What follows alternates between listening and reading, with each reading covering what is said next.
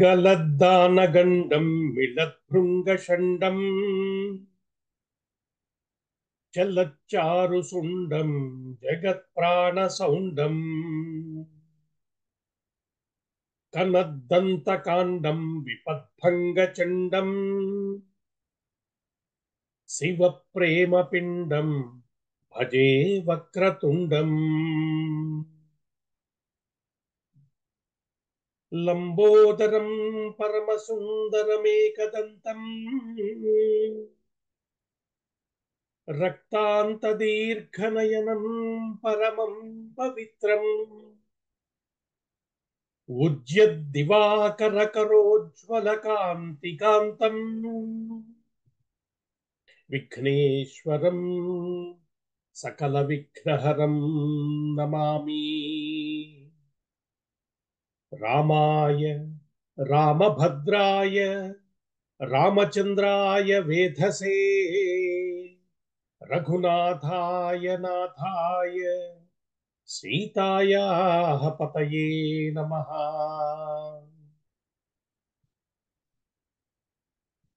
ఏ మంత్రరాజమ్ము శ్రీమానినీ చిత్తరాజీవ పంజర రాజహంసీ ఏ మంత్రరాజంబు వామదేవ మునీంద్ర హృధ్యానగమ్యమౌ నిద్ధ పదవీ ఏ మంత్రరాజంబు కామ సందోహ నిర్మూల కాలానల కీల రీతి ఏ మంత్రరాజంబు శ్రీమత్ ప్రభా సచ్చిదానంద కందైక తాన ఫణితి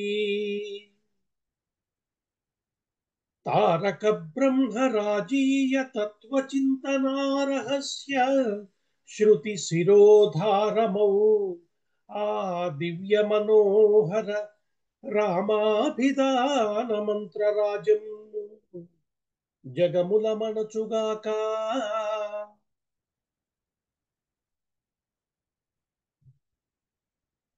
రామకథ రసవాహినిని ఆస్వాదించడానికి విచ్చేసినటువంటి మిత్రులు పెద్దలు అందరికీ ముందుగా స్వాగతం చెప్తున్నాను. ఈరోజు వినాయక చతుర్థి, చాలా చిత్రమైనటువంటి పండగ. ఏమిటి చిత్రం ఇందులో అంటే, ఈరోజు మనం ఎవరిని పూజ చేస్తున్నామో ఆ రూపాన్ని ఒక్కసారి చూస్తే మనందరికీ ఆశ్చర్యం కలగాలి. అసలు అలాంటి రూపం ఒకటి ఉంటుందా? మనం ఎప్పుడన్నా ఊహించగలమా? కింద మానవ శరీరము, పైన ఈ ఏనుగు తల. అదేమిటి అసలు? అదేమి దైవము? అలాంటి మనం దేవుడు అనేవాడు అలా ఉండటం ఏంటి? చాలా ఒక రకంగా చెప్పాలంటే మనకి ఆశ్చర్యం కలిగించేలా ఉండవలసిన ఉన్న రూపం కదా అది. పైన జంతువు తల ఏమిటి, కింద మనిషి ఏమిటి? ఇలా ఒక దేవుడు ఉంటాడా ఎక్కడన్నా, ఏ ధర్మంలో అయినా? ఇది మనం ఆలోచించి తెలుసుకోవాల్సినటువంటి ఒక అంశం అవుతుంది. ఎందుకంటే మనం భారతీయులు, అమెరికాలో ఉన్న వాళ్ళు అమెరికన్స్ అన్నట్టుగా భారతదేశంలో ఉన్న వాళ్ళు భారతీయులు, అంత చిన్న అర్థం కాదు ఇది. భా అంటే కాంతి లేదా జ్ఞానము, దాని యందు రతము, ఇష్టం ఉన్న వాళ్ళము. అంటే మనకి జ్ఞానం అంటే ఇష్టం, తెలుసుకోవటం మీద కోరిక ఉంది మనకి. ఏదో ఎవరో చెప్పారు కాబట్టి నమ్మి చేసేటువంటి లక్షణం ఉన్న వాళ్ళం కాదు మనం. ఈ స్వభావం మనలో తగ్గిపోతున్న కొద్దీ తరువాత తరం అడుగుతున్న ప్రశ్నలకు మనం సమాధానం చెప్పలేని స్థితిలో పడుతున్నాం. ఎందుకంటే మనం భారతీయులం కావటం లేదు, అంటే తెలుసుకోవటం మీద మనం మక్కువ చూపటం లేదు. ఇప్పుడు గణపతి యొక్క రూపాన్ని చూస్తే చాలా ఆశ్చర్యమేయాలి. అట్లా ఎందుకున్నాడండి ఒక స్వామి? అలా ఎట్లా వచ్చాడు అసలు? తల ఏనుగుతల ఉండటం ఏమిటి, శరీరం మానవ శరీరం అవటం ఏమిటి? ఒకసారి కొన్ని పూజల్లో ఆయన్ని ముందు పూజ చేసి పక్కన పెట్టేయటం ఏమిటి? కొన్ని చోట్ల ఏవో వినాయక చవితి లాంటి వాటిలో ఆయనే పూర్ణ దైవమని, పరమాత్మని ఉపాసించటం ఏమిటి? ఈ ప్రశ్నలన్నీ వచ్చినప్పుడు వీటిని ఆలోచించి తెలుసుకునే ప్రయత్నం చేసినంత కాలము ఇలాంటి సందేహాలు మన మనసులో రావటము, వాటికి మనం సమాధానాలు తెలుసుకోవటం, ఇవి చేస్తున్నంత కాలం మనం భారతీయులం కింద లెక్క. మనం చేస్తున్న పనికి తర్వాత తరం ప్రశ్నిస్తే సమాధానం చెప్పగలిగిన స్థితిలో ఉంటాం. కాబట్టి ఆలోచనకి ఆలంబన ఇచ్చేటువంటి ఒకానొక ప్రారంభమైనటువంటి దక్షిణాయనంలో వచ్చే మొట్టమొదటి పండగ ఇది. దీంతో మొదలుపెట్టి వచ్చే పండగల యొక్క విశేషాలు పెద్దలు ఎన్నో రకాలుగా చెప్పారు. గణపతి నవరాత్రులతో మొదలవుతున్నాయి. ఆలోచన చేయాలి, జీవితాన్ని పరిశీలన చేయాలి. పరమాత్మ అంటే ఎవరు, ఆయన స్వభావం ఏంటి, ఆయన తత్వం ఏంటి, దేవుడు అంటే ఎవరు, నన్ను ఎందుకు కాపాడుతున్నాడు, ఈ విషయాల మీద ప్రశ్నల మీద ప్రశ్నలు మనం మనసులో రావాలి. వాటికి మనం సమాధానాలు వెతుక్కోవాలి. అప్పుడే మనం నిజమైన భారతీయులం అవుతాము. ఈ విషయాన్ని ముందుగా మనం వినాయక చవితి రోజు ప్రారంభం చేసుకుని ఈరోజు మనం చెప్పుకోబోయే అంశం కూడా గత వారం నేను ప్రస్తావన చేసినట్టుగా కొద్దిగా గంభీరమైనటువంటి అంశం. పరమాత్మ లీలలు చాలా చిత్రంగా ఉంటాయి, ఆశ్చర్యకరంగా ఉంటాయి. మనకి అర్థమయ్యే సందర్భాలు ఎలా ఉంటాయో ఆయన లీలలు మనకు అంతుపట్టనట్టుగా ఉండటం కూడా అనేక సార్లు జరుగుతూనే ఉంటుంది. ఇలా ఇలా జరిగింది అనుకుంటాం. మనం కొద్దిగా పరిశీలన చేసి మొదలు పెడితే, అంటే అర్థం చేసుకోవడానికి ప్రయత్నం చేస్తున్న కొద్దీ, ఇందాక మనం ఇంట్రడక్షన్లో చెప్పుకున్నట్టుగా ప్రశ్నలే ఎక్కువ మిగులుతూ ఉంటాయి మనకి. అత్యంత సన్నిహితమైనటువంటి అవతారాలుగా మనం చెప్పుకునే రామకృష్ణ అవతారాలను కూడా అర్థం చేసుకోవటమే అంత సులభం కాదు. లోతు చాలా ఉన్నది. రామావతారం కన్నా కృష్ణావతారం దగ్గర ఇంకా సౌలభ్యం ఎక్కువ ఉన్నట్టుగా కనబడుతుంది. ఎందుకంటే ఆయన హాయిగా అందరితో ఆడుకున్నాడు, చక్కగా వాళ్ళతో కలిశాడు, ఆవుల్ని మేపాడు, అడవుల్లో తిరిగాడు, కబుర్లు చెప్పాడు, పరుగులెత్తి ఆడాడు, గోపికలతో విహరించాడు. చక్కగా అత్యంత సన్నిహితంగా నడిపినటువంటి కథ నడిపిన వాడు. మీరు పరిశీలిస్తే ఒకసారి బృందావనం నుంచి బయలుదేరి వెళ్ళాక సుమారుగా 15-16 సంవత్సరాల వయసులో వెళ్ళిపోయాడు. ఒకసారి వెళ్ళిపోయిన తర్వాత మళ్ళీ తిరిగి చూడలేదు. ఇన్ని కబుర్లు చెప్పినవాడు, ఎంత మైమరపుని కలిగించిన వాడు, మళ్ళీ తర్వాత ఎప్పుడో చాలా సంవత్సరాల తర్వాత ఒక్కసారి కలిశాడు అంతే వాళ్ళని. ఎంత చిత్రం అది. మరి ఈ స్నేహం అంతా ఆయన మనసులో లేకుండా పోయిందా, గుర్తే లేదా, అంతా వదిలేశాడా అంటే దీన్ని పట్టుకోవటం కొద్దిగా కష్టము అని చెప్పారు. భాగవతకారుడు ఒక అద్భుతమైనటువంటి పద్యాన్ని అందించాడు. దాన్ని వాళ్ళ స్మరించుకుంటూ మనం మన ప్రవచనాన్ని ప్రారంభం చేసుకుందాం. పోతన గారు ఎంత బాగా చెప్పారంటే, యదువుల యందు చుట్టము, లతాంగుల యందు భర్త, ద్వారకాస్పదులగు వారికిన్ ప్రభువు, భక్తుల పాలిటి కామధేనువు, ఆ ఎదుకుల మౌలి ఏదియగు అన్నియునవు, మరి ఏది కాడు ఎయ్యదియును కాడు, తత్ప్రభుద్రుమంతపు వెన్నెల సర్వమైచను. చాలా చిత్రంగా ఉంటుంది ఇది ఆలోచిస్తే. ఎవరాయన? యదువుల యందు చుట్టము, యాదవులందరికీ మా బంధువే, మావాడే, ఏదో మా మావయ్య గారు అబ్బాయి మాకు అని చెప్పుకున్నంత దగ్గరవాడు. యదువుల యందు చుట్టం, లతాంగుల యందు భర్త, ఆయన్నే పతిగా భావించినటువంటి వారు స్త్రీలు అనేక మంది ఉన్నారు. వారికి ఆ రకమైనటువంటి అనుగ్రహాన్ని ఇచ్చాడు. యదువుల యందు చుట్టము, లతాంగుల యందు భర్త, ద్వారకాస్పదులగు వారికిన్ ప్రభువు. వారంతా ఏమంటారు? ఠాకూర్జీ, ఇప్పటికీ అలాగే పిలుస్తారు, మా ప్రభు ఆయన అని చెప్పుకుంటారు. భక్తుల పాలిటి కామధేను, ఏమడిగితే అది ఇచ్చేంత సౌలభ్యం ఉన్నవాడు కృష్ణమూర్తి. ఎదుకుల మౌలి ఏది యగు, ఏమవుతాడయ్యా మనకి? అన్నియునో, అన్నీ అవుతాడు, ఆయన కానిదేమున్నది. మరి ఏది కాడు, ఏదియును కాడు, ఏది కాడు. ఒకేసారి రెండు మాటలు చెప్పారు. ఎక్కడన్నా అలా ఉంటుందండి? ఆశ్చర్యంగా లేదు? అలాంటి ఆశ్చర్యము పరమాత్మ విషయంలో ఎప్పుడూ సత్యమే. ఏది యగు అన్నియునవు, మరి ఏది కాడు ఎయ్యదియున్ కాడు, తత్ప్రభుద్రుగంతపు వెన్నెల సర్వమైచను అంటూ భగవంతుడి యొక్క తత్వాన్ని అద్భుతంగా ఆవిష్కరించి మన ముందు ఉంచింది భాగవతం. ఇవాళ దీనితోటి ప్రారంభం చేసుకోవాల్సిన అగత్యంలో పడ్డాం మనం. ఇప్పటిదాకా మనం ఏమనుకున్నాం? రామచంద్రమూర్తి ఇట్లా అర్థం చేసుకోవచ్చు, ఆయన అలా ఎందుకు చేశాడు, ఇలా ఎందుకు మాట్లాడాడు, అలా ఎందుకున్నాడు, ఇలా ఎందుకై, ఇలా బోడి ప్రశ్నలు అడిగాం, తెలుసు అనుకున్నాం, సమాధానం సంపాదించుకున్నాం అనుకున్నాం. ఓహో, అంతా దొరుకుతానా అనుకున్నట్టున్నాడు స్వామి. ఇప్పుడు నాడు ఇదేమిటో ఆయనే చెప్పాలి, చూద్దాం ఏమంటాడు. గత వారం మనం ప్రవచనాన్ని ఆపిన సమయానికి హనుమత్ స్వామి సీతమ్మ దగ్గరికి వచ్చాడు. రామచంద్రమూర్తి పంపించాడు, హనుమ వెళ్ళి సీతమ్మకి చెప్పు, రమ్మని చెప్పు, ఈ శుభవార్త చెప్పు, యుద్ధంలో గెలిచామని చెప్పు అని పంపించాడు. హనుమ వేగంగా, ఎక్కడ ఉంటుందో అమ్మ తెలుసు కదా, ఆయనకి అంతకుముందు వచ్చి వెళ్ళాడు కదా, కాబట్టి వచ్చాడు, అమ్మకి నమస్కరించాడు, ఆవిడతో మాట్లాడటం మొదలుపెట్టాడు. ఆ తల్లికి, అమ్మ ఏం చెప్పమంటావమ్మా స్వామికి అని అడిగాడు. అడిగితే ఆయన్ని చూడాలనుంది, అదొక్కటే మాట చెప్పింది తల్లి. నమస్కరించాడు. ఇప్పుడు ఒక మాట అడుగుతున్నాడు, బాగుందమ్మా, అంతా బాగుంది, కానీ నా మనసులో ఒక కోరిక ఉన్నది. అదేంటంటే, నేను ఇంతకు ముందు నీ దగ్గరికి వచ్చినప్పుడు చెట్టు పైన కూర్చుని అన్ని చూశా. అప్పుడు గమనించిన విషయం ఏంటంటే, నీ చుట్టూ కాపలాగా ఉన్న ఈ రాక్షస స్త్రీలు నిన్ను అనేక విధాలుగా హింసించారు, కఠోరమైన మాటలు మాట్లాడారు. నువ్వు అప్పటికే పాపం చాలా దుఃఖంలో ఉన్నావు, అయినా లక్ష్య పెట్టలా నిన్ను మరింత దుఃఖ పెట్టారు. ఇదంతా గమనించాక నాకేమనిపించిందంటే, ఇప్పుడు నువ్వు నాకు ఒక వరం ఇవ్వాలి అని అనిపిస్తోంది. ఏమిటది అంటే, వీరిని శిక్షించాలని నా కోరిక, నువ్వు అంగీకరించాలి. ఒక్క దెబ్బలో వీరందరినీ పూర్తి చేసేస్తాను, కాబట్టి ఆ వరం నాకు ఇవ్వు అని అడిగాడు. అప్పుడు తల్లి ఏముందో మనం సీతమ్మ గురించి జాగ్రత్తగా పరిశీలన చేసుకోవాలని రామాయణంలో ముందు నుంచి మనం చెప్పుకుంటున్నాం. ఆ తల్లి అంటోంది, హనుమ, అప్పుడు వీళ్ళు మాట్లాడిన మాటలు వాళ్ళ మాటలు అనుకుంటున్నావా? వాళ్ళ రాజు యొక్క హృదయాన్ని వారు మాటల్లో ప్రదర్శించారు. రాజసేవకులైన వారికి ఒకరి మీద ప్రేమ, ఒకరి మీద ద్వేషం ఉంటాయా? వారు రాజు ఎలా చెప్తే అలా చేస్తారు. వారు నన్ను బాధ పెట్టిన మాట నిజమే, ఆ మాటనే కాదంటల్లా.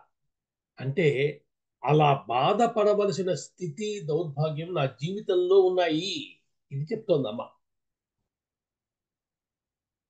అలా కష్టపడేటువంటి ఒక సందర్భం నా జీవితంలో ఉందని రాసి పెట్టుకున్నమాట. ఎప్పుడు ఎవరిని ఎలా కష్టపెట్టానో ఇప్పుడు అనుభవించాను. ఇది మనం పట్టుకోవాల్సిన అంశం కదా. కష్టం వచ్చినప్పుడు ఎప్పుడో నేను చేసుకున్న దాన్ని అనుభవిస్తున్నానన్న వివేకం ఉంటే మనకి 100 సమస్యలు తొలగిపోతాయి. లోపల ఉండేటువంటి కసిపోతుంది, ఎవరి వల్ల జరిగిందన్న ఒక ద్వేషం ఉండదు, ప్రశాంతంగా దాన్ని ఎదుర్కొని అనుభవించేటువంటి ఒకనొక మానసిక స్థితి వస్తుంది. కాబట్టి ఇప్పుడు అమ్మ మనకు ఆ పాఠం చెప్తారు, ఎప్పుడు ఎవరిని ఎలా కష్టపెట్టానో అప్పుడు అనుభవించారయ్యా. వీళ్ళంతా దాసీజనం కాబట్టి వీళ్ళ మీద కోపం పెట్టుకోవడం సరి అయినది కాదు అంటూ ఒక అద్భుతమైన మాట చెప్పింది. ధర్మం తెలిసిన వారు, ధర్మజ్ఞులైన వారు తమ పట్ల ఉపకారం చేసిన, తమకు అపకారం చేసిన పరుల పట్ల ఒకే విధమైన కరుణ కలిగి ఉంటారు కదా. ఈ లక్షణం ఎవరిదని చెప్పుకున్నాం గతంలో మనం? పరమాత్మ యొక్క లక్షణం. ఆయనని నిర్లక్ష్యం చేస్తాం, పట్టించుకోము, అప్పుడప్పుడు నిందిస్తాము, ఒక్కొక్కసారి విపరీతంగా పూజలు చేసేస్తాము, నువ్వే తప్ప వేరే దిక్కు లేదంటాం. అన్నింటికీ ఒకేలా ఉంటాడు. ధర్మజ్ఞుడైన వాడు అంటే ధర్మం తెలిసిన వాడికి ఈ ప్రపంచంలో ఎవడున్నాడు? పరమాత్మ ఒకడే. ఆ లక్షణం గురించి చెప్తోందమ్మ. కాబట్టి ఆ పరమాత్మ లక్షణాన్ని స్మరిస్తూ ఒక్క మాట చెప్పింది, అసలు ఒక్క లెక్క ప్రకారం చూడవయ్యా, అపరాధం చెయ్యని వాడి ప్రపంచంలో ఎవడున్నాడయ్యా అంది. నకశ్చిన్నాపరాధ్యతి అంటోంది తల్లి. తప్పు చేయని వాడు ఎవడున్నాడు? ఒక్కొక్కడిని నువ్వు స్కేల్ పట్టుకుని తిరుగుతూ, వీడు తప్పు చేశాడు, వాడు తప్పు చేశాడు, వీడి మాట మాట్లాడట్లేదు, వాడు నాకు ఫోన్ చేయలేదు, వీడు మెసేజ్ పెట్టలేదు అంటున్నావు. తప్పు చేయని వాడెవడు? నకశ్చిన్నాపరాధ్యతి. ఎంతటి దయ కలిగిన తల్లి సీతమ్మ గురించి ఆలోచించినప్పుడు. అందుకే మనకు అద్భుతమైన సందర్భం గుర్తొస్తుంది. గతంలో చెప్పుకున్నాం, ప్రణిపాత ప్రసన్నాహి మైథిలి జనకాత్మజ అలమేషా పరిత్రాతుం రాక్షస్యో మహతో భయాత్. ప్రణిపాత ప్రసన్నాహి, దండం పెడితే చాలయ్యా ఆ జనకాత్మజకి.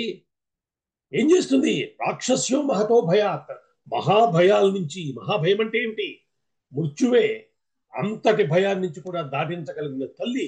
అలం ఏషా పరిత్రాతం, రక్షించడానికి ఈమె చాలు, నువ్వు ఎక్కడికో వెళ్ళక్కలా, మళ్ళీ రామచంద్రమూర్తి అంటే అనక్కలా, ఇదిగో ఈ తల్లి చాలు. అద్భుతమైన మంత్రమయమైన శ్లోకం. ప్రణిపాత ప్రసన్నాహి మైథిలి జనకాత్మజ అలమేషా పరిత్రాతుం రాక్షస్యో మహతో భయ. చెప్పుకున్నాం కదా. ఇప్పుడు సీతమ్మ మాట్లాడిన మాటలు విన్నాడు హనుమ. అందంగా మాట్లాడితే పరవశించిపోవటం కూడా ఒక లక్షణం అండి. వెంటనే రెండు చేతులు దోయించి, అమ్మా, రామపత్ని మాత్రమే మాట్లాడగలిగే మాటలు ఇవి. మీ ఆయన ఉన్నాడే రామచంద్రుడు, యుద్ధానికి సన్నద్ధుడే నిలబడి ఉంటాడు. ఓ చేతిలో ధనస్సు ఉంటుంది. అప్పుడు శత్రువు యొక్క సోదరుడు వస్తాడు, వచ్చి అభయం ఉంటాడు. అంటే శత్రువు యొక్క సోదరుడికి అభయం ఇవ్వద్దయ్యా అంటే, శరణాగతుడే నా వద్దకు వచ్చిన వాడికి శత్రువు సోదరుడేమిటి, శత్రువైనా అభయం ఇస్తాను అంటాడు ఆయన. నువ్వు చూస్తే నువ్వేమో నిన్ను ఇంత హింసించారమ్మా అంటే, ఒళ్ళేమయ్యా వదిలే అంటున్నావు. ఆ రామునికి తగ్గ పత్నివమ్మ నువ్వు. ఎంతటి దయ కలిగిన వారు మీ ఇద్దరు. కరుణ, ఆ దయ రూపం దాలిస్తే మీ ఇద్దరిలా ఉంటుందమ్మా. చాలా సంతోషం తల్లి, నాకు ఇంక సెలవు, బయలుదేరుతాను. రామచంద్రమూర్తి నా కోసం ఎదురు చూస్తూ ఉంటాడు. ఏం చెప్పమంటావమ్మా అని అడిగాడు. అయితే నా భర్తను చూడాలని కోరుకుంటున్నాను. ఒక్క మాటలో సమాధానం చెప్పింది అంతే తల్లి. అలాగే అన్నాడు, నమస్కరించాడు, బయలుదేరాడు. తిన్నగా రామచంద్రమూర్తి దగ్గరికి వచ్చేశాడు. సీతమ్మ చెప్పమన్న మాటను యథాతథంగా స్వామికి విన్నవించారు. వెంటనే రామస్వామి పక్కన ఉన్నటువంటి విభీషణుడితోటి, ఇంకా ఆలస్యం చేయొద్దు, సీతమ్మకి అభ్యంగ స్నానాలను చేయించి అలంకరించి, చక్కటి పట్టుబట్టలు నగలతో అలంకరించి అలా తీసుకురావాల్సింది అని కంప్లీట్ ఇన్స్ట్రక్షన్స్, ఏ కన్ఫ్యూజన్ లేకుండా క్లారిటీ తోటి ఇన్స్ట్రక్షన్స్ ఇచ్చాడు. ఆయన ఏం చేయాలో చెప్పాడు. అంతే, అది తప్పకుండా ఎగిరి గంతేశాడు విభీషణుడు. అలాగే స్వామి అన్నాడు. గబగబా సీతమ్మ దగ్గరికి వెళ్ళాడు. ఇప్పుడు ఆయన సామాన్యుడు, విభీషణుడు లంకకు రాజు. వెళ్ళాడు. వెళ్ళి ఆ తల్లికి నమస్కరించాడు. అమ్మా, ఎలా ఉన్నావు తల్లి, అంతా బాగున్నావు అని అడిగాక, రామచంద్రమూర్తిని తీసుకురమ్మన్నాడమ్మా. నువ్వు గబగబా స్నానం చేసి చక్కగా సిద్ధమైపోతే నిన్ను గౌరవ పురస్సరంగా తీసుకెళ్తాం అని చెప్పాడు. చెప్తే ఆ తల్లింది, స్నానాదులన్నీ తర్వాత, నేను ఇలాగే ముందు నా భర్తను చూడాలనుకుంటున్నాను అని చెప్పింది. సహజం కదా, అలా అనిపిస్తుంది కదా. అయితే వెంటనే విభీషణుడు అన్నాడు, అమ్మా, నేనేదో ఆలోచించుకుని నేను రాలా, రామాజ్ఞని అనుసరించి ఇక్కడికి వచ్చాను. ఆయన అలా చేయమన్నాడు కాబట్టి నేను దగ్గరికి వచ్చాను. దాన్ని నెరవేర్చవలసిన బాధ్యత ఆయన సేవకుడైన నాపై ఉంది, భార్యమైన నీపైన కూడా ఉంది అని చెప్పాడు. ఒకసారి రామాయణం గమనించండి, ఎంత అందంగా మాట్లాడుతున్నారో చూసారా. మాటల వెనుక ఎంతటి సౌమ్యత ఉండాలి, ఎంత పొందిక, ఎంత అందం ఉండాలో చూసారా.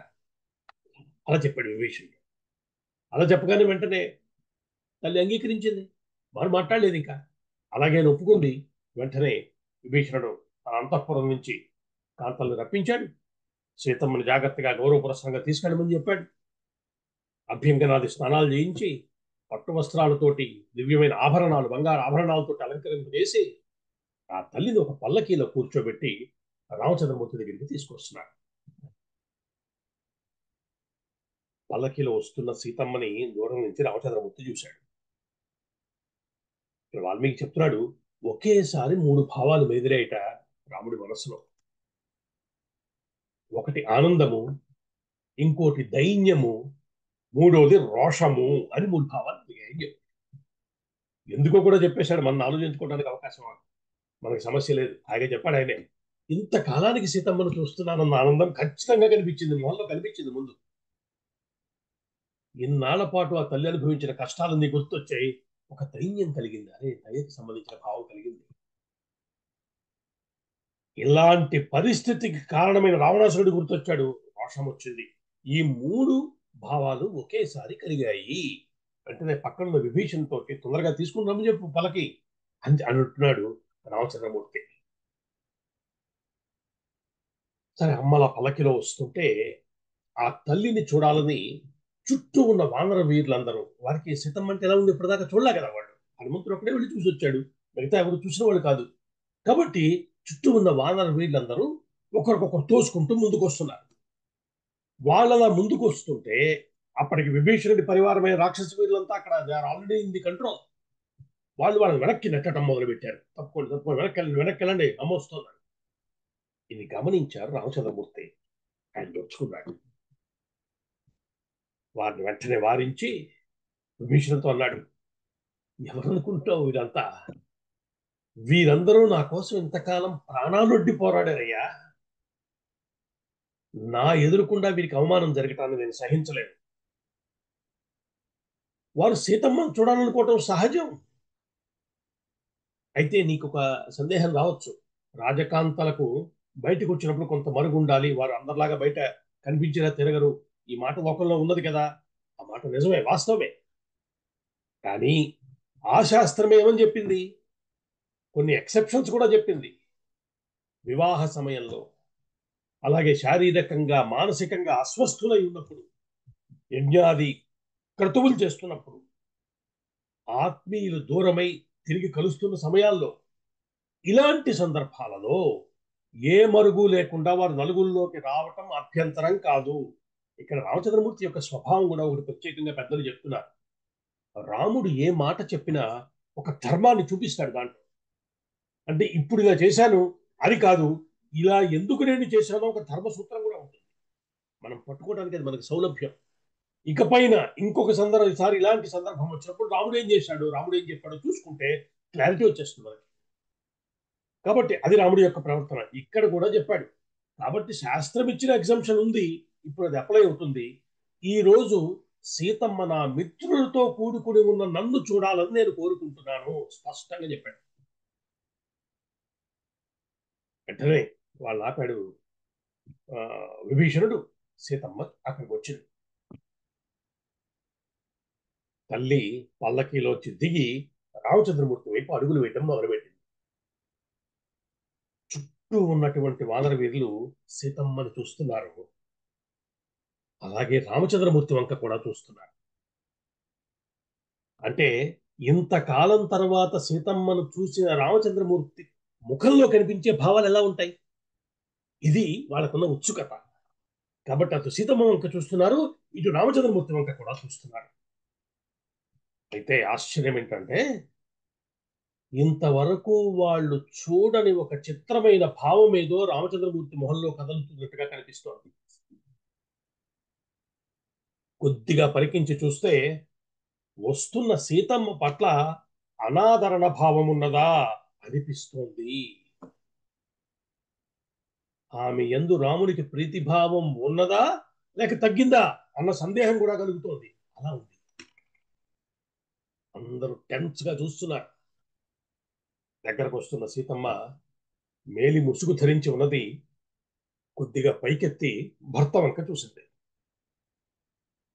అంతకాలం తర్వాత భర్తను చూసిన క్షణం అనేక భావాలు ఆ తల్లి ముఖంలో ఉప్పరికొన్నాయి.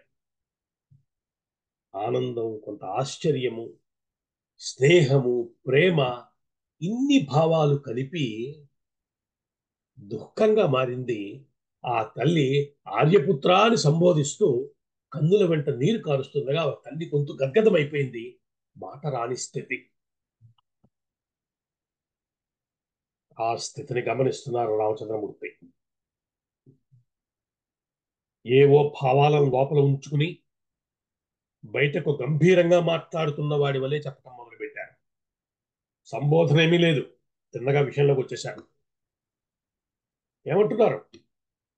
యుద్ధంలో శత్రువులను జయించి ఆ రాక్షసుడి బారి నుంచి నీకు విముక్తి కలిగించాను.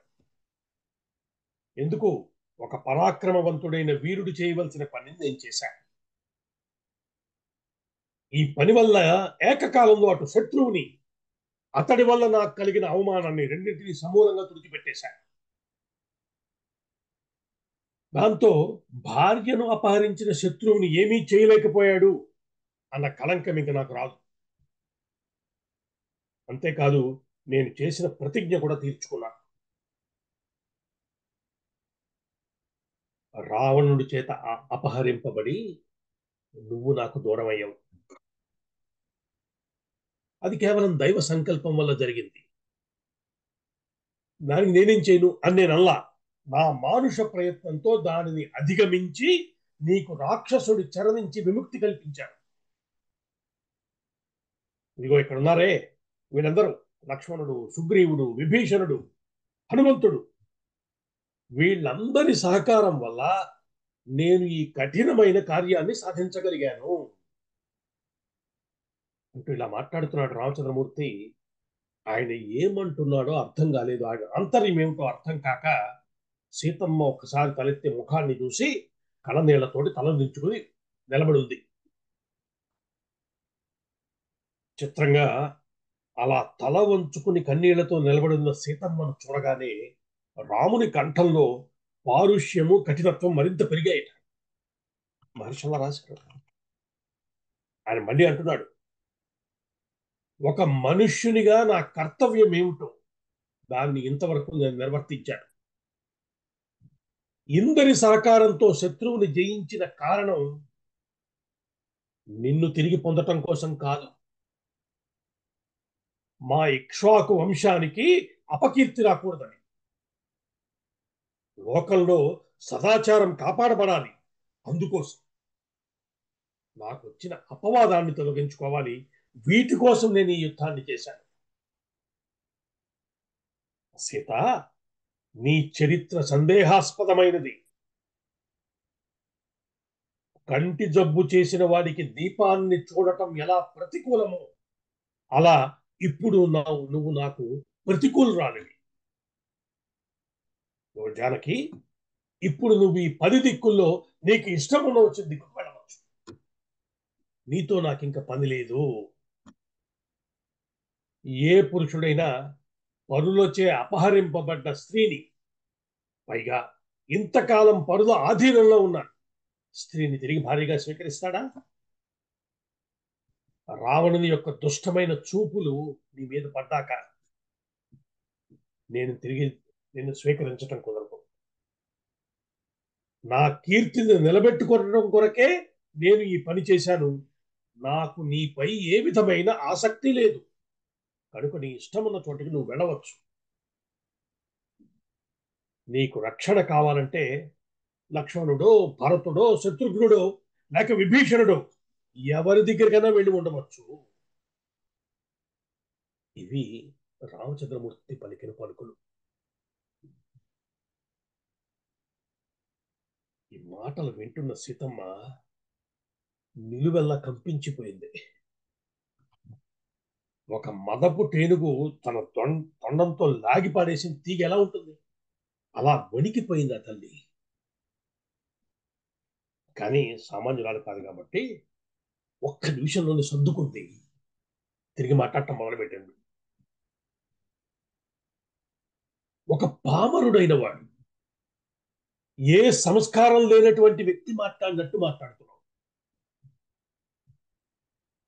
నా పాతివ్రత్యం మీద ఆనబెట్టి చెప్తున్నాను, నువ్వు విశ్వసించు. నీవంటున్నట్టుగా నాలో ఏ దోషం లేదు. నువ్వు నన్ను శంకించటం తగదు, కుదరని పని. ఒక సామాన్యమైన స్త్రీని చూసినట్టు నా ప్రవర్తన చూస్తున్నావు నువ్వు. రావణుడు నన్ను అపహరించిన మాట నిజమే. అయితే ఆ సమయంలో నా శరీరం నా ఆధీనంలోనే లేదయ్యా.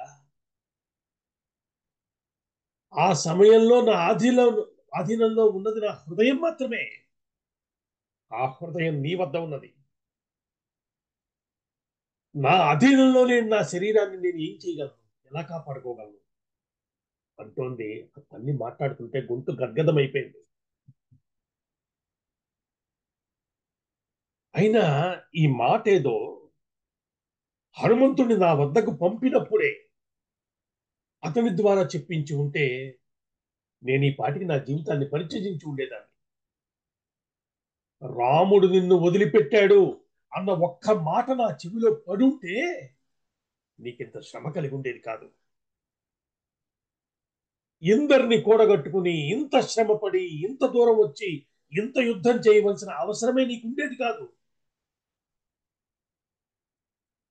అప్పుడు నీ కీర్తికి కూడా ఏ కళంకం కలిగి ఉండేది కాదు. విషయం ఇంతవరకు వచ్చి ఇంత యుద్ధం జరిగి నన్ను కాపాడిన తర్వాత ఇలాగా మాట్లాడేది. నీకు గుర్తుందా? ఆ రోజు నువ్వు ఒక కుర్రవాడిగా మా తండ్రి గారి ఆస్థానానికి వచ్చి చిన్నపిల్లగా ఉన్న నన్ను పాణిగ్రహణం చేసి చేసిన ప్రతిజ్ఞను మర్చిపోయావా? నా శీలం ఏమిటో, నా ప్రవర్తన ఏమిటో నీకు తెలియదు. అంతేకాదు, ఇంకొక విషయం గుర్తు చేస్తున్నా. నేను అందరిలా జన్మించిన దానిని కూడా కాదు. జనక మహారాజుకి భూమిలో నుంచి లభించిన దానం. నేనంటే ఒకటి గుర్తుపెట్టుకో. ఓ ధర్మజ్ఞుడా, ధర్మం తెలిసినవాడా, నీ మీద నాకు కల భక్తి ఏమిటో, ప్రేమ, వీటన్నింటినీ తోసిరాజని ఈ రోజు నువ్వు ఇలాంటి మాటలు మాట్లాడగలవని నేను అనుకోలేదు. ఆ తల్లికి ఇంకా మాట్లాడటానికి మాటలు రాలేదు. కళ్ళు మూసుకుంది. కొంచెంసేపు మౌనంగా ఉండిపోయి కళ్ళు తెరిచింది. లక్ష్మణుడు వంక చూసింది. నాయనా లక్ష్మణ, ఇంతటి అపవాదును భరిస్తూ జీవించడం ఇక నాకు ఇష్టం లేదు. నాకు ఇంకా బతకాలని అనిపించట్లేదు. కాబట్టి నువ్వు వెంటనే అగ్ని నిరగించు. ఆ అగ్నిలో ప్రవేశించి నా జీవితాన్ని చాలిస్తాను అని పలికింది ఆ తల్లి. అక్కడి వాతావరణం అంతా గంభీరమైపోయింది. ఎవ్వరిలోనూ ఉలుకు పలుకు లేదు. జరుగుతున్న విషయాన్ని క్రమంగా అర్థం చేసుకుంటూ నిశ్చేష్టులైపోయి నిలబడి ఉన్నారు అందరూ కూడా. ఎవరు కలలో కూడా ఊహించినటువంటి సంఘటన కాదిది. అంతటా నిశ్శబ్దమే రాజ్యం వెళ్తోంది. ఎవరిలోనూ ఏ కదలిక లేదు. అలా ఉండిపోయారు. లక్ష్మణుడు రామచంద్రమూర్తి మొహం వంక చూశాడు. అభావంగా ఉంది. అభావంగా ఉన్న రామచంద్రుడి ముఖాన్ని చూసిన లక్ష్మణుడు ఆయన మౌనాన్ని అంగీకారంగా స్వీకరించి, ఆయన ఏమిటో తెలిసినవాడు, ఆయన హృదయం ఎరిగినవాడు కాబట్టి ఆయన మౌనం అంగీకారం అని అర్థం చేసుకుని చితిని పేర్చాడు. అగ్ని రగిల్చాడు. ఇప్పుడు ఏం జరుగుతోంది అక్కడ? సీతోభవ హనుమత అని నోటి మాటతో హనుమంతుని తోక మంటను ఆర్పగలిగిన తల్లి, నాగ్నిరగ్నౌ ప్రవర్తతే, అగ్నిని అగ్ని చేయగలదు అని హనుమంతుడు అనుకున్న తల్లి, ఆవిడ ఒక మహా అగ్ని, జోలికెళ్తే మిడతలా నశించిపోతాం అని ఎవరి గురించి మారీచుడు రావణుని హెచ్చరించాడో ఆ తల్లి ఈ రోజు అగ్ని ప్రవేశాన్ని కోరుకుంది. సీతమ్మ తల దించుకుని కూర్చున్నాడు రామచంద్రమూర్తి. దగ్గరికి వెళ్లి నమస్కరించి ప్రదక్షిణం చేసింది. ప్రజ్వరులుతున్న చితాగ్ని దగ్గరికి వెళ్ళింది. సకల దేవతలకు, బ్రాహ్మణులకు నమస్కరించి అగ్నికి అభిముఖంగా నిలబడి అన్నంటోంది, అగ్నిదేవ, నా హృదయం శ్రీరామునికి తప్ప మరి ఇంకెవరినైనా తలచి ఎరుగనిదైతే నీవు నన్ను రక్షింతుముగాక. నన్ను పవిత్రమైన శీలం కలిగిన దానిగా రాముడు గుర్తించేటట్టు, అలా గుర్తించేటట్టు లోకాలకి సాక్ష్యమైన ఓ అగ్నిదేవ, నువ్వు నన్ను కాపాడుదువుగాక. నేను త్రికరణ శుద్ధిగా రాముడి దాన్నైతే ఈ అగ్ని నన్ను కాపాడుదుగాక అని ప్రతిజ్ఞలు చేస్తూ ముమ్మారు అగ్నికి ప్రదక్షిణం చేసింది ఆ తల్లి. అగ్నిలో ప్రవేశించింది. వాల్మీకి మహర్షి అక్కడ ఒక అద్భుతమైన ఉపమానం చెప్పారు. హోమం చేసే సమయంలో ఆ హోమాగ్నిలో వేస్తున్నటువంటి అలంకరింపబడిన పూర్ణాహుతి ద్రవ్యంలాగా, అలాగే యజ్ఞ కుండంలో పడుతున్న ఆజ్య ధారలాగా, హవిస్సులాగా పైనుంచి చూస్తున్న దేవతలకు, మునులకు, అక్కడున్న వారికి సీతమ్మ కనిపించిందట. అక్కడ ఉన్న వానరులు, రాక్షసులు ఒక్క పెట్టున హాహాకారాలు చేశారు. సీతాదేవి పలుకుతున్న ప్రతిజ్ఞలను వింటూ కలత చెందిన మనస్సుతో రాముడు అశ్రుపూరితాలైనటువంటి నేత్రాలను అలా కళ్ళు మూసుకుని కూర్చున్నాడంతే. సీతమ్మ అగ్నిలో ప్రవేశించింది. ఆ క్షణం అక్కడ ఒక అద్భుతమైనటువంటి సన్నివేశం జరిగింది. అనేకమైన దివ్య రథాలపై ఆకాశం నుంచి సాక్షాత్తు మహేశ్వరుడు, బ్రహ్మదేవుడు, దేవేంద్రుడు, దిక్పాలకులు అందరూ అక్కడ ప్రత్యక్షమయ్యారు. వాళ్ళంతా వస్తూనే రామచంద్రమూర్తికి నమస్కరించారు. నమస్కరించి, స్వామి, ఏమిటి విపరీతం? నువ్వు సర్వలోకములకు కర్తవయ్యా, పూర్ణ జ్ఞాన స్వరూపుడివి. అటువంటి నువ్వు సీతమ్మ అగ్నిలో ప్రవేశిస్తుంటే ఉపేక్షిస్తున్నావేమయ్యా? నీవెవరో నీకు తెలీదా?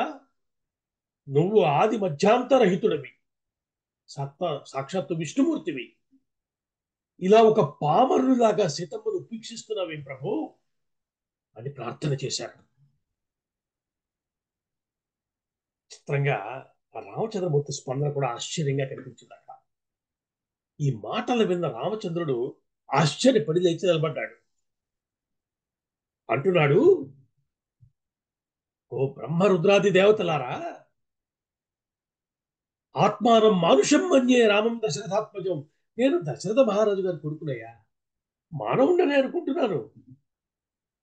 ఒకవేళ అది కాకపోతే మరి నేను ఎవరిని, ఎలాంటి వాణ్ణి, ఎలా వచ్చానో, ఈ లోకంతో నాకున్న ప్రయోజనం ఏమిటో, నా ఉనికికి లక్ష్యం ఏమిటో మీరు చెప్పాలి. ఎంత నాటకం ఆడుతున్నాడు చూశారు రామచంద్రమూర్తి అన్నాడు. అప్పుడు బ్రహ్మదేవుడు ముందుకొచ్చి చేతులు దోలించి రామచంద్రమూర్తితో అంటున్నాడు, నేనెవరిని అని అడిగాడుగా. ఆయన ఎవరో బ్రహ్మదేవుడు ఆయనకే చెప్తున్నాడు. రామచంద్రమూర్తిని యొక్క స్థుతి ఇది. ఒక అద్భుత, అత్యంత మహిమాన్వితమైన పురుష సూక్తాది విష్ణు సూక్త మంత్రగర్భితమైన స్తోత్రం అని చెప్పారు పెద్దలు. నిజానికి ఈ సన్నివేశం పద్మపురాణంలో కూడా కనిపిస్తుంది. అక్కడ రామచంద్రమూర్తి విరాట్ పురుషుడిగా, విరాట్ రూపుడిగా, అంటే విశ్వరూపుడిగా గోచరించినట్టుగా అక్కడ వర్ణించారు. ఇక్కడ వాల్మీకి రామాయణంలో వర్ణన కనిపించదు, కానీ ఈ స్తోత్రం అంతా కూడా ఆయన విశ్వరూపుడే, విశ్వాన్ని సృజించిన పరమాత్మ అన్న విషయమే స్పష్టంగా తెలుస్తుంది. ఒక అద్భుతమైన స్తోత్ర రాజ్యం రామాయణంలో ఉంది. దాన్ని మనం పరిశీలించుగాక. చాలా విశేషమైనటువంటి స్తోత్రం. బ్రహ్మదేవుడు రామచంద్రమూర్తిని స్తోత్రం చేశాడు. నువ్వంటే ఇదయ్యా అని చెప్పాడు. ఆ స్తోత్రం సరిగ్గా పూర్తయ్యే సమయానికి ఒక అద్భుతమైన సంఘటన జరిగింది అక్కడ. సీతమ్మ ప్రవేశించినటువంటి అగ్ని గుండ నుంచి సాక్షాత్తుగా అగ్నిదేవుడు సీతమ్మను ఒడిలో కూర్చోబెట్టుకుని బయటకు వచ్చాడు, దర్శనం ఇచ్చాడు. అది ఎలా ఉందంటే, ఆ అగ్ని గుండ నుంచి ఒకేసారి రెండు అగ్నులు బయటకు వచ్చాయా అన్నట్టుగా ఉంది. ఒక అగ్ని ఎర్రని కాంతులతో ప్రకాశిస్తున్న అగ్నిదేవుడు, రెండవ అగ్ని అప్పుడే వసంతకాలంలో వికసించినట్టు చిగుళ్ళ లాంటి లేత ఎర్రని కాంతులతో ప్రకాశిస్తున్న మా సీతమ్మ అలాంటి రూపాలతో బయటకు వచ్చాడు. తిన్నగా అగ్నిదేవుడు సీతమ్మను తీసుకుని రామచంద్రమూర్తి దగ్గరికి వచ్చి ఆయనకు సమర్పించి, ఓ రామచంద్ర, ఈమె నీ వైదేహి. ఈమెలో ఇసుమింత పాపము గాని దోషము గాని లేదు. ఈమె అత్యంత పవిత్రురాలు. రావణుడు అపహరించుకుని పోయి ఎంత ప్రలోభ పెట్టినా, ఎంత భయపెట్టినా చలించలేదు తల్లి. మనోవాక్కాయ కర్మలతో నిన్నే నమ్మి నీరాక కోసమే ప్రతీక్షిస్తూ ఉపవాస దీక్షతో కాలం గడిపింది తల్లి. ఈ పవిత్రురాల్ని, ఈ కలంక రహితను నువ్వు ఇంకా ఏ విధంగానూ శక్కించరాదు. ఇది నా ఆజ్ఞ అన్నాడు అగ్నిదేవుడు. నీవు ఈమెను స్వీకరించవలసింది అని చెప్పాడు. ఈ మాటనే విశ్వనాథ వారు చెప్తూ చాలా అందమైన భావన ఒకటి చేశాడు. అగ్నిదేవుడు అప్పుడు రాముడు వంక తిరిగి అన్నట్ట, ఓ రామచంద్ర, నేను ఇంధనాగ్నిని, అంటే ఇంధనం వేసి రగిలిస్తే రగిలేటువంటి అగ్నిని. కానీ నీ శక్తి అయిన సీతమ్ముందే, ఆ తల్లి సహజాగ్ని. ఆ తల్లి నాలో ప్రవేశిస్తుందంటే నేనేమైపోతానో అని భయపడ్డానయ్యా అన్నట్టు అగ్నిదేవుడు. ఎంత అద్భుతమైన విషయం చెప్పాడు చూడండి అక్కడ. నేనేమైపోతానో అని భయపడ్డాడు అగ్నిదేవుడు. అది సీతమ్మ అంటే. ఇలా చెప్పి అగ్నిదేవుడు అంతర్హితుడైపోయాడు. సీతమ్మ అక్కడ నిలబడి ఉంది. రాముడు మాట్లాడటం మొదలుపెట్టాడు. ఏమంటున్నాడు? అవశ్యం త్రిషు లోకేషు న సీతా పాపమర్హతి. ఈ 3 లోకాలు అంగీకరించవలసిన సత్యం ఒకటే ఉంది. సీతమ్మలో ఏ దోషము లేదు. ఇది నాకు తెలుసు. అయినప్పటికీ లోకం రావణాంతఃపురంలో దీర్ఘకాలం ఉన్న భార్యని కాముకుడై పరీక్షించకుండా రాముడు గ్రహించాడు అంటుంది. నేను సీతమ్మకి భర్తనే అయినా అంతకన్నా ముందు ఒక రాజ్యానికి రాజుని. రాజు అయిన వాడు ధర్మంగా ఉండటమే కాదు, ధర్మంగా కనిపించాలి కూడా. అపవాద దోషం రాజుకి ఉండరాదు. కాబట్టే ఈ అపవాదు నిరాధారమని నిరూపించాక సీతమ్మను స్వీకరించదలిచాను. సీత సౌశీల్యం ఏమిటో, ఆమెకి నా మీద ఉన్న ప్రేమ ఏమిటో నాకు తెలుసు. మరో విషయం కూడా ఉంది. సముద్రం ఎలా చెలియలి కట్టని దాటలేదో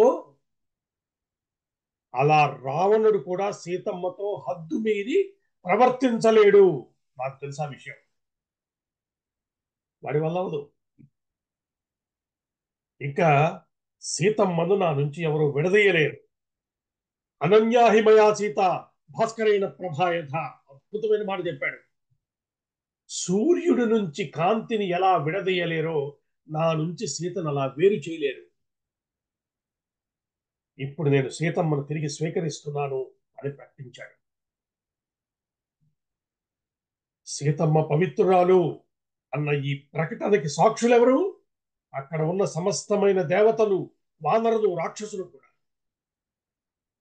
ఇందరి సమక్షంలో రామచంద్రమూర్తి సీతమ్మ యొక్క నిర్దోషిత్వాన్ని నిరూపణ చేశాడు. అయితే ఇంతవరకు జరిగిన ఈ సీతా పంచాగ ఘట్టాన్ని విన్నాక ఒకసారి ఆగి మనం కొంత సింహావలోకనం చేసుకోవాలి. రాముడు ఇలా ప్రవర్తించడం ఏమిటి? ఈ మాటలేమిటి? ఈ అనటం ఏమిటి? కొద్దిగా వెనక్కి వెళ్ళి చూద్దాం. రామాయణంలో ఇంతవరకు చెప్పబడ్డ ఘట్టాలన్నీ ఒక్కసారి గుర్తు తెచ్చుకొని మనం చెప్పుకున్నాం కదా. సీతారాముల యొక్క దాంపత్యం, వారికి ఒకరిపైన ఒకరికి ఉన్న అనురాగం ఎట్లాంటిదో మనం అనుకున్న గుర్తు చేసుకుందాం ఒకసారి. అయోధ్యకాండలో సీతారాముల యొక్క వైవాహిక జీవితం గురించి మహర్షి కొన్ని మాటలు చెప్పారు మనకి. ముఖ్యంగా రాముడికి సీతమ్మ అంటే ఎంత ప్రేమ ఉన్నది. సీతమ్మే చెప్పింది, నాకు ఒకసారి తిలకాన్ని దిద్దబోతూ. గుర్తొచ్చిందా మీకు ఆ సంఘటన? అంత అందమైన సన్నివేశాలు మనకు పరిచయం చేశారు అక్కడ. వాళ్ళిద్దరికి పరస్పరం ఎంత ఎంత ప్రేమ ఉందో ఒకళ్ళ మీద ఒకళ్ళు. సీతమ్మ వనవాసానికి బయలుదేరే ముందు అత్తగారితో, కౌసల్యతో మాట్లాడిన మాటలు గుర్తొచ్చాయా? అలాగే అత్రి మహర్షి ఆశ్రమంలో అనసూయాదేవితోటి కూడా అమ్మ చెప్పిన మాట. ఇవన్నీ వాళ్ళకు ఒకళ్ళ మీద ఒకళ్ళకున్న పరస్పర అనురాగాన్ని తెలియజేస్తున్నాయి. కొంచెం సులభంగా అర్థం చేసుకోవటం కోసం కల్పవృక్షంలో విశ్వనాథ వారు ఈ ఇద్దరి మధ్య ఉన్న అన్యోన్యతని అద్భుతమైన పద్యాల్లో మనకు అందించారు. వాటిని కూడా మనం స్వీకరించాలి. ఎందుకండి అంటే మరి వాల్మీకి చెప్పినవి కాదు కదా అంటారేమో. రామాయణ మహాకావ్యాన్ని మనమైతే కథలా విన్నాము. ఉపాసించినటువంటి వారు ఉన్నారు. ఋషితుల్యులైన రచయితలు వాళ్ళు. వాళ్ళు రామాయణాన్ని అనువదించారు అనకూడదు, ఉపాసించారు. కాబట్టి దర్శించారు. ఈ మాటలు కొంచెం మనం వినాలి, గుర్తు పెట్టుకోవాలి. పదే పదే స్మరించిన విషయాలు ఇవి. ఎందుకంటే ఈ మాట ఎంత బాగా అర్థమైతే రామాయణం మనకు అంత విశేషంగా కనబడుతుంది. విశ్వనాథ్ వారు స్పష్టంగా చెప్పారు కూడా కదా, నా కల్పవృక్షం మీ అందరికీ కావ్యం, నాకు తపస్సు అని చెప్పాడు ఆయన. అంటే అంత అంత ఆలోచించుకున్నాడు ఆయన, అంత లోపల భావించాడు, అంతగా ఉపాసించాడు కాబట్టి ఆయన కలిగిన దర్శనాలు. మనం ఒకసారి చెప్పుకున్నాం, కల్పవృక్షంలో సీతమ్మ ఒకసారి చెప్తుంది మనకి. ఏమంటుందా తల్లి, నీ కొడుకు సాలభుజంబు నేను లతను, నీ కొడుకు హొన్ను వేణియ తీవె నేను, నీ కొడుకు వార్షుకాభ్రంబు మెరుపు నేను, నీ కొడుకు సూర్యదేవుడు వెలుగు నేను. గుర్తొచ్చిందా ఈ పద్యం మనం?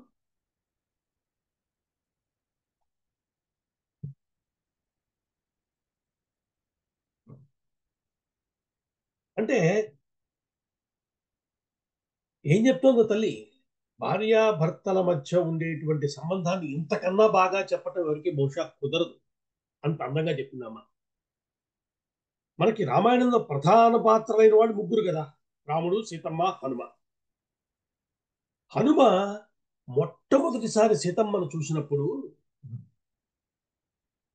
లంకలో, ఆ అశోకవనంలో చూసినప్పుడు, సింహావృక్షం మీద కింద కూర్చున్నప్పుడు సీతమ్మను చూశాడు.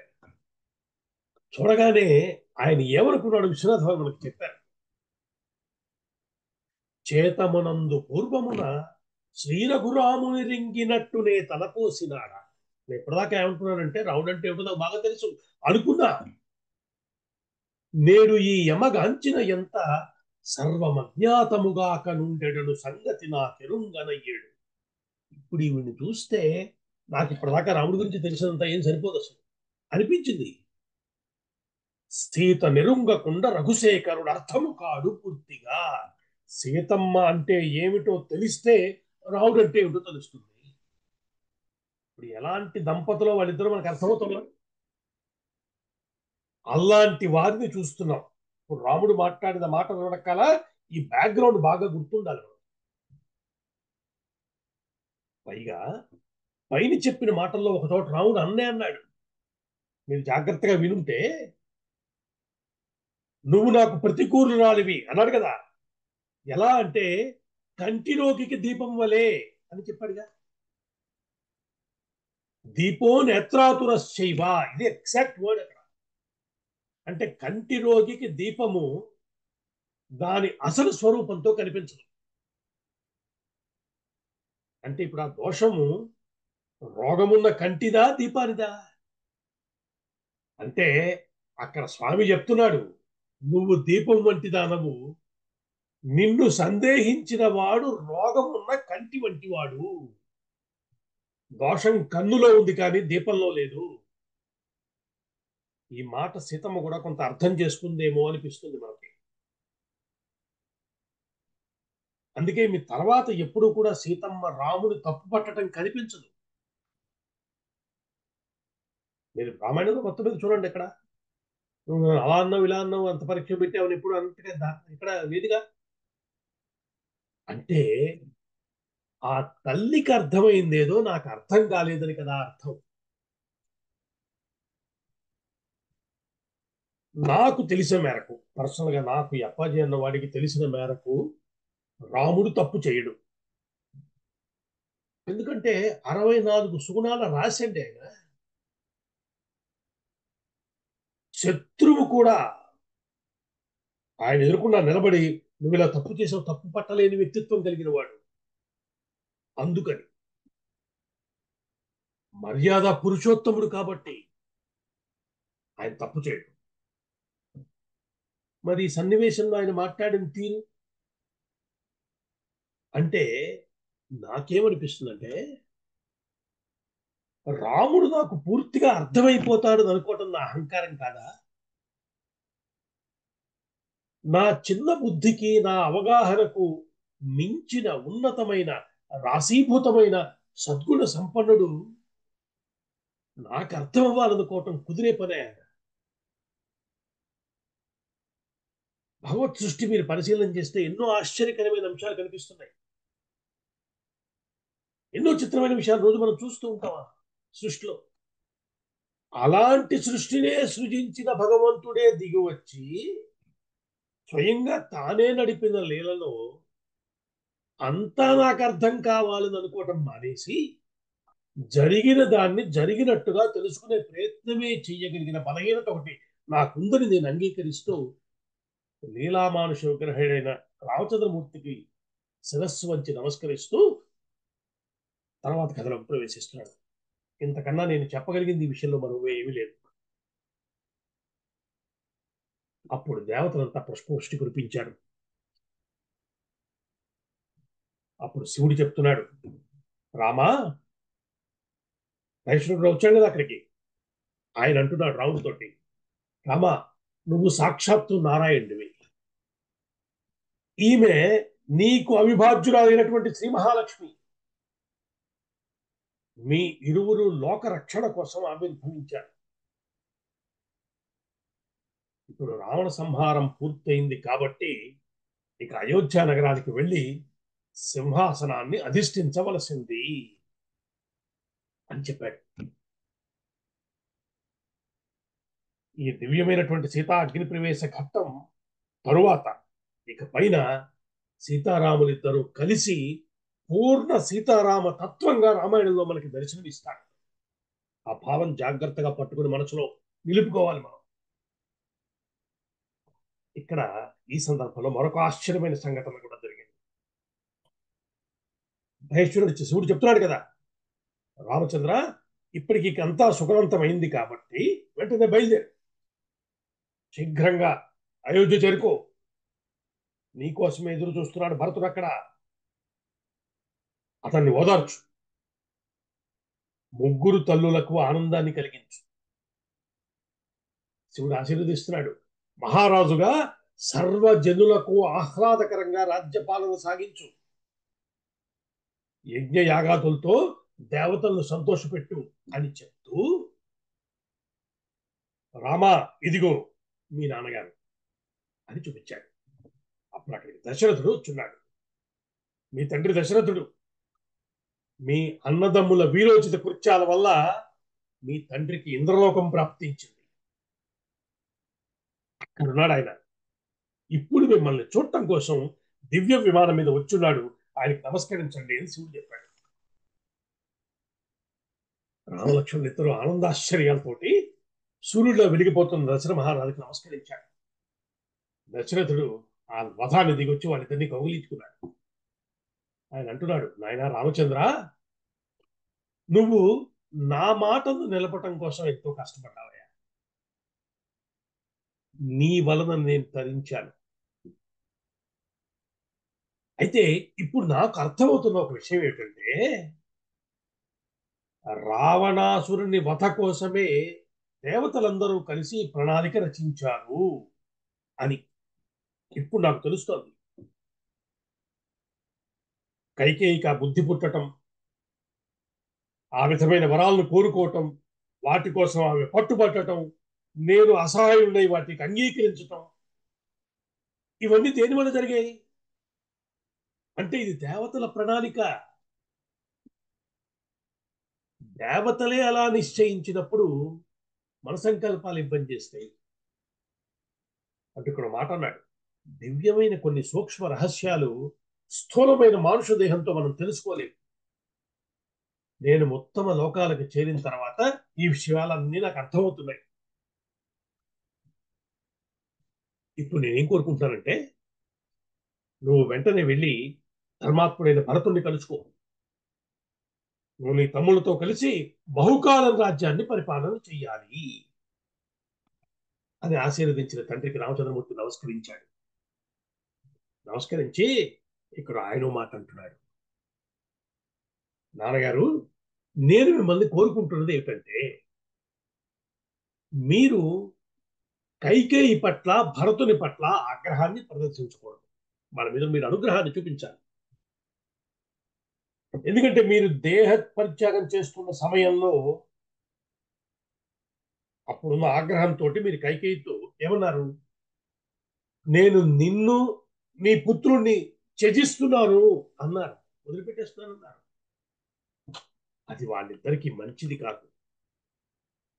మీ ఆగ్రహం వాళ్ళ మీద శాపంగా పనిచేస్తుంది. కాబట్టి నా మీద దయ ఉంచి వారి మీద అనుగ్రహాన్ని చూపించాలి. వారికి ఆ శాప ప్రభావం తగలకుండా చేయాలి. అందుకు మీరు అనుగ్రహించాలని కోరుతున్నాడు. సంతోషించాడు దశరథుడు. వెంటనే అంగీకరించాడు. తర్వాత దశరథుడు లక్ష్మణుడు వంక తిరిగి ఒక మాట అన్నాడు. నాయన, ఎంతటి అదృష్టవంతుడు అయ్యా నువ్వు. సీతారాముల్ని సేవించుకున్నావు. ఇప్పటికే నీకు అర్థమయ్యే ఉంటుంది. రాముడంటే ముల్లోకాలను సృష్టించి నడుపుతున్న పరమాత్మే. కాబట్టి నువ్వు ధన్యుడివి అని నృపుని కౌగిలించుకుని తర్వాత సీతమ్మ వైపు తిరిగాడు దశరథ మహారాజు. ఆ తల్లితో అంటున్నాడు, అమ్మా, యుద్ధం పూర్తయిన తర్వాత నువ్వు వచ్చిన వెంటనే రాముడు నీతోటి కటవుగా మాట్లాడని కోపగించుకోకమ్మా. నువ్వు శుద్ధురాలు అని తనకి స్పష్టంగా తెలుసు. కానీ నీ శుద్ధత గురించి ప్రపంచానికి తెలియాలి అనే ఉద్దేశంతో అలా మాట్లాడాడు. అందుకు కోపగించుకోవలదు అని సీతమ్మకు చెప్పి వారి ముగ్గురిని ఆశీర్వదించి తన విమానంలో బయలుదేరి తాను ఊర్ధ్వలోకాలకు వెళ్ళిపోయాడు దశరథ మహీపతి.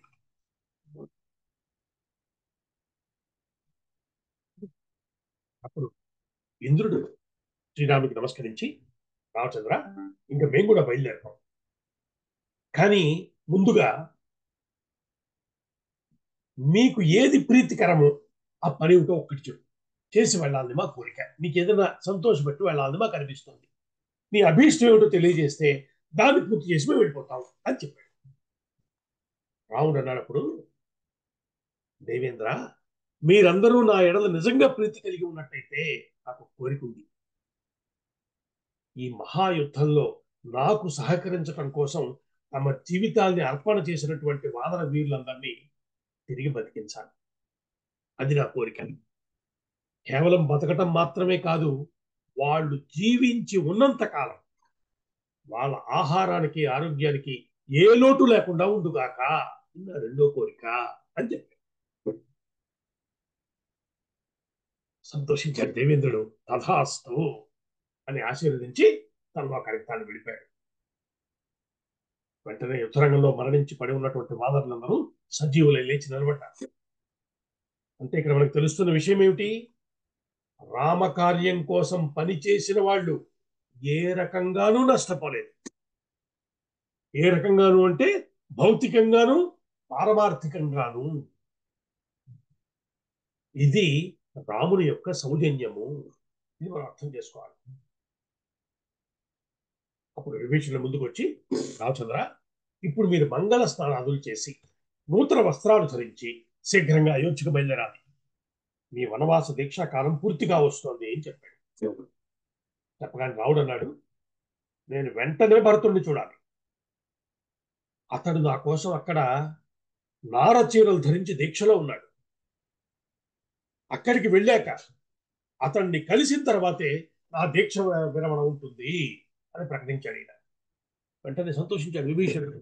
అయితే రామచంద్ర, నువ్వు ఆలస్యం చేయకుండా అయోధ్య చేరుకోవాలంటే నీ సంకల్పం అదైతే నా వద్ద పుష్పక విమానం ఉంది. నా పుష్పక విమానాన్ని అధిరోహించి ప్రయాణం చెయ్యి.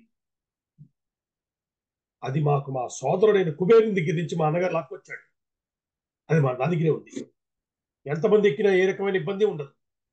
అంతేకాదు, అతి కొద్ది సమయంలో అయోధ్య చేరుకోవచ్చు అని చెప్పాడు. చెప్పి అది ఒక చిన్న కోరిక నాకేమనిపిస్తుందంటే, కొద్ది కాలం నా వద్ద ఉండి వెళ్తే బాగుంటుంది. నాకు చాలా ఆనందం కలుగుతుంది. ఏమాత్రం నీకు అవకాశం ఉన్నా ఒక్క 4 రోజులు ఇక్కడ ఉండి నా ఆతిథ్యాన్ని తీసుకుని వెళ్ళాలి అని ప్రార్థించాడు. రామచంద్రమూర్తి చెప్పాడు, నా వనవాస దీక్షాకాలం పూర్తవుతోంది. నా కోసం అక్కడ భరతుడు వేచి చూస్తున్నాడు. దీక్ష పూర్తి కాగానే కలుస్తానని చెప్పాను అతనికి. నన్ను కోరుకున్నాడు. కాబట్టి అతన్ని కలవవలసి ఉన్నది. నేను బయలుదేరాలి అని చెప్పడం చేత సరే నమస్కరించి అంగీకరించాడు. వెంటనే వారి ముందుకు పుష్ప విమానం వచ్చి నిలబడింది. చూడటానికి అద్భుతంగా పర్వతంలా కనిపిస్తోంది. విశేషమైన అలంకారాలతోటి బంగారుమయమైన సోపానాలతో అద్భుతంగా దర్శనమిస్తున్న పుష్ప విమానం అది. రామచంద్రమూర్తి విభీషణుడికి, సుగ్రీవునికి అందరికీ స్నేహపూర్వకంగా నమస్కరించి, ఇక నేను బయలుదేరుతాను, అనుమతి ఇవ్వవలసింది అని చెప్పాడు. రాముడు నేను ఇలా బయలుదేరుతాను అనగానే వారందరికీ ఏదో తెలియని బెంగ వచ్చినట్టయింది. వెంటనే విభీషణుడు, సుగ్రీవుడు రామచంద్రమూర్తికి నమస్కరించి, రామచంద్ర, నువ్వు మాకు ఇలా వీడ్కోలు పలుకుతుంటే మనసుకు చాలా కష్టంగా ఉందయ్యా. నీకు అభ్యంతరం లేకపోతే మమ్మల్ని కూడా తీసుకెళ్ళు. మేమందరము నీతో పాటు అయోధ్య నగరానికి వస్తాం. నీ పట్టాభిషేక మహోత్సవాన్ని కళ్ళారా చూసి ఆనందించాలని మా కోరిక. నువ్వు అనుమతించాలి అన్నాడు. రామచంద్రమూర్తి సంతోషాన్ని ప్రకటించారు. ఇలా మీ అందరితో కలిసి అయోధ్య వెళ్ళటం కన్నా నాకు ఆనందకరమైందయ్యా. అత్యంత ప్రీతికరమైన అంశం అది నాకు. కాబట్టి అందరం కలిసి పుష్ప విమానాన్ని అధిరోహించి అయోధ్యకు బయలుదేరదాము అని చెప్పారు. అందరూ ఆ పుష్పక విమానాన్ని అధిరోహించగానే దివ్యమైనటువంటి హంసలతో నడపబడుతున్న ఆ దివ్య విమానం ఆకాశంలో దిగి గగన మార్గానికి చేరి అయోధ్య వైపు ప్రయాణాన్ని ప్రారంభించింది. ఇది రామాయణంలో ఒక ప్రధానమైనటువంటి ఘట్టాన్ని మనం ఆవిష్కరించుకున్న సందర్భం. మనకి 44 ఎపిసోడ్స్ పూర్తయ్యాయి రామాయణంలో ఇంతవరకు. వచ్చే వారంతో రామాయణ ప్రవచనాన్ని పూర్తి చేసుకున్నాం. రేపు వచ్చే వారం 45వ ప్రవచనం అవుతుంది. దాంతో రామాయణ ప్రవచన పరంపరని మనం స్వస్తి చెప్పుకుందాం. అనేక విశేషాలు వచ్చే వారం మనం ప్రస్తావన చేసుకోవాల్సి ఉంది. ఆ రామ పట్టాభిషేక ఘట్టము వినటమే ఒక మహాభాగ్యమని చెప్తున్నారు. మంత్రమయమైనటువంటి ఘట్టమది. అటువంటి ఒక దివ్యమైనటువంటి ప్రవచనాన్ని వచ్చేసారి మనం చేసుకునేటువంటి అవకాశాన్ని రామచంద్రమూర్తి మనకు గ్రహించాలని కోరుకుంటూ, మంగళం కోసరేంద్రాయ మహనీయ గుణాత్మనే చక్రవర్తి తనూజాయ సార్వభౌమాయ మంగళం వేద వేదాంత వేద్యాయ మేఘశ్యామలమూర్తయే పుంసాం మోహన రూపాయ పుణ్యశ్లోకాయ మంగళం. స్వస్తి. అంతా